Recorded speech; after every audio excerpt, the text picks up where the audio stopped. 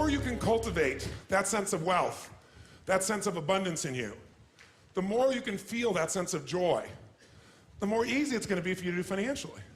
Because you're not going to be in this scarce, fearful mode. Now, that's not enough by itself. You can have this great sense of abundance and do the wrong mechanics and be a disaster. True or false?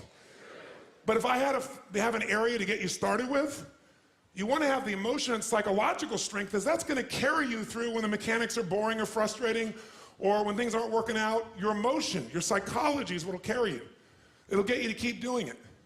Everyone knows, if you've done any studies, Dr. Seligman is very famous for doing studies on optimism. And in those studies, you know what he found out?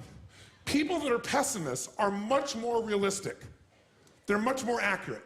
If you give them a test and you ask them to look at something and give you a size measurement of it, or to evaluate their own success or failure at a task, in every study Seligman's done, he did it in University, I think Pennsylvania if I remember correctly originally, what he found was that optimists always see themselves as doing better than they really did.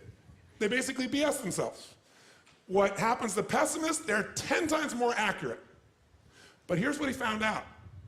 What he found out is because the people who are accurate never push themselves because they know it's never going to work anyway. Whereas the optimist sees it better than it is, so they keep doing it.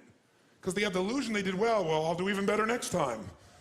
And because of that optimism, they did it more often, and so optimists succeed at a 4 to 5-fold, depending upon the task, result ultimately beyond anything that a pessimist will do, and they're not as accurate.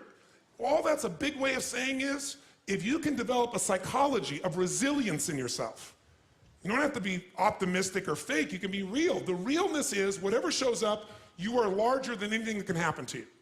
You are larger than any financial challenge you could ever face.